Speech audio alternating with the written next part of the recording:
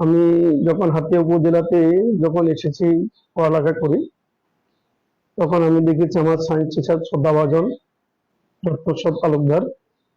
উনি আমাদের গণিত শিক্ষা দিতেন এবং অনেকগুলো বিষয়ে ওনার ক্লাস আমাদের খুব ভালো লাগতো।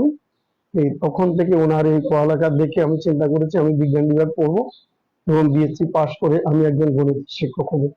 ওনার এর দেখে অনুপ্রেরণা হয়ে আমি শিক্ষকতার পেশায় এসেছি। অফকোর্স আপনাকে ধন্যবাদ জানাচ্ছি যে আমি 1995 সনে যখন এই চরাঞ্চলে যখন এই শিক্ষকতা পেশা নিয়ে এসেছি, তখন এই পিছিয়ে পড়া জনগোষ্ঠীকে এই শিক্ষা দিতে পেরে আমি অত্যন্ত, এখানে এমনও অনেক শিক্ষার্থী আজকাল গভর্নমেন্ট জব করে যারা দিন আনে দিন খেতে পারতো না, তাদের পরিবারকে আমি এখানে এসে পড়ালেখা করাইছি। অনেককে নিয়ে আমি নিজে হাতে ধরে চট্টগ্রাম নিয়ে লজেন দিয়েছি। সেই ছিল এই সরকারি চাকরি করে তার পরিবারকে সচ্ছল রেখেছে এবং দরিদ্র জনগোষ্ঠীর মাধ্যমে সে কিছুটা উপকার করে নিয়ে আসছে। আমি মনে করি আমাকে এটা আমার একটা সফলতা। ধন্যবাদ। এখানে লর্ড লিনার চেশার উচ্চ বিদ্যালয়, যার ব্যক্তি নাম হয়েছেন, উনি ছিলেন দ্বিতীয় বিশ্বযুদ্ধের সময় একজন সৈনিক। এই ওনার সাথে আমার কখনো দেখা হয়নি। ওনার একটি সংক্ষিপ্ত বই পড়েছি, সেখানে বিচারপতি বদরুদ্দোজা চৌধুরী সাহেব থেকে জেনেছি উনি দ্বিতীয় যুদ্ধের সময় সেখানে উনি একটা সৈনিক ছিলেন। ওনার নির্দেশে জাপানে যে হিরোশিমা নাগাসাকি পড়েছে তার নির্দেশে, তাই উনি মানব সেবাতে ঢাকা উত্তরাতে লর্ড লিনার চেশার হোমস একটা তৈরি করে সেখানে পঙ্গুদেরকে লালন পালন করেছে। আর এই বিদ্যালয় প্রতিষ্ঠার পিছনে যার সবচেয়ে অবদান, উনি হলেন বিচারপতি বদরুদ্দোজা চৌধুরী। উনি ছিলেন ওই সংস্থার চেয়ারম্যান। 1991 সনে যখন কলঙ্করি ঘূর্ণিঝড় হয়ে যায়, তখন উড়িষ্যারে কিছু লোক ক্ষয়ক্ষতি হয়। এই বদরুদ্দোজা চৌধুরী নিজের এলাকার টানে লর্ড লিনার থেকে অনুমতি নিয়ে এই এলাকায় উনি সাহায্য করতে আসেন এবং এখানে একটি প্রাথমিক বিদ্যালয় ছিল, এটা পড়ে যায়। পরবর্তীতে কোনো হাই স্কুল না থাকায় উনি এখানে একটা হাই স্কুল প্রতিষ্ঠাতা করার জন্য ব্যক্ত করেন। লর্ড লিনার চেশারকে জানান, উনি একটি প্রতিষ্ঠান এবং ডোনেশন দিবে বলে এই বদরুদ্দোজা চৌধুরীকে দিয়েছে এবং এই মহামানব দুজনেই। তবে বদরুদ্দোজা চৌধুরী অনুপ্রেরণায় এই স্কুলে 2 একর 10 জমির উপরে এবং একটা ইউ সাইজের বিল্ডিং ওনার জীবন দশাতে উনি করে এমপিও করা পর্যন্ত উনি এখানে জুনিয়র এমপিও করে দিয়েছেন।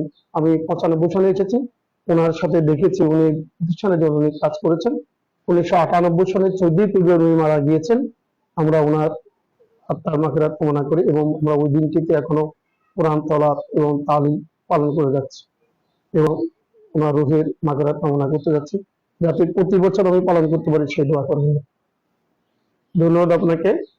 যে ছাত্রদের পাশাপাশি ছাত্রীরা যদি পড়ালেখা করে এই জাতিকে অবদান দেখতে পারবে।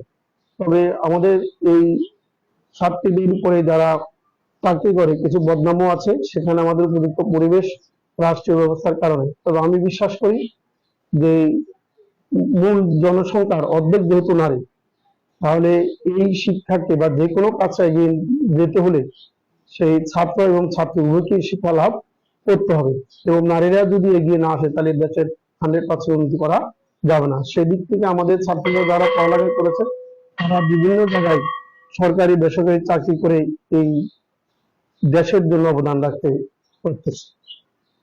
ধন্যবাদ। এই ক্ষেত্রে আমরা বলবো বাংলাদেশ সরকার 1971 স্বাধীন হওয়ার পর থেকে আমরা দেখেছি শিক্ষাটাকে, মাধ্যমিক শিক্ষাটা বিভিন্ন দিক থেকে অবহেলিত এবং এদের দুটি ধারায়, একটি সরকারি এবং একটি বেসরকারি। আমাদের দেশের 5% স্কুলগুলো সরকারি আর 95% হলো বেসরকারি।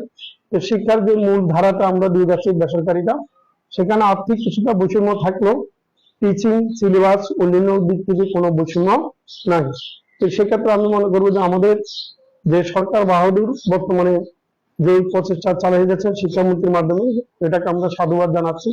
যদি মাঠ পর্যায়ে শিক্ষকদেরকে আরো সুযোগ সুবিধা দিয়ে এবং মনিটরিং সেল থাকে এবং জবাবদিহিতামূলক যদি থাকে, তাহলে আমি মনে করি মাঠ পর্যায়ের এই স্কুল শিক্ষকরা আরো ভালো করবে। সর্বশ্রেষ্ঠ বিদ্যাপীঠ লর্ড লিনার চেশার উচ্চ বিদ্যালয়ের প্রধান শিক্ষক জনাব বিকাশ কান্তি দেবনাথের সাথে তিনি একান্ত সাক্ষাৎকারে তিনি মরহুম বিচারপতি বদরুল হায়দার চৌধুরী ও মরহুম লর্ড লিওনেট শিক্ষার উচ্চ বিদ্যালয়ের প্রতিষ্ঠাতা লর্ড লিওনেট মহোদয়ের প্রতি শ্রদ্ধা জ্ঞাপন করলেন। তিনি নারী শিক্ষার প্রতি গুরুত্ব আরোপ করলেন। তিনি ধর্ম নয় কর্মের প্রতি মানব বিশ্বাসী, জাতীয় বিশ্বাসী তা স্মরণ করিয়ে দিলেন। তিনি যোগদান করার পর থেকে এই বিদ্যালয়ে সফলতার সহিত লেখাপড়ার মান উন্নয়নে এগিয়ে যাচ্ছে দুর্বার গতিতে। আমার আশা ও বিশ্বাস বাংলাদেশের সকল শিক্ষক যদি বাবু বিকাশ চন্দ্র দেবনাথের মতো এমন দায়িত্ববান ও দায়িত্বশীল হতেন তাহলে বিশ্বের বুকে বাঙালি জাতীয় শিক্ষিত জাতি হিসাবে কিছু লাভ করতে পারত।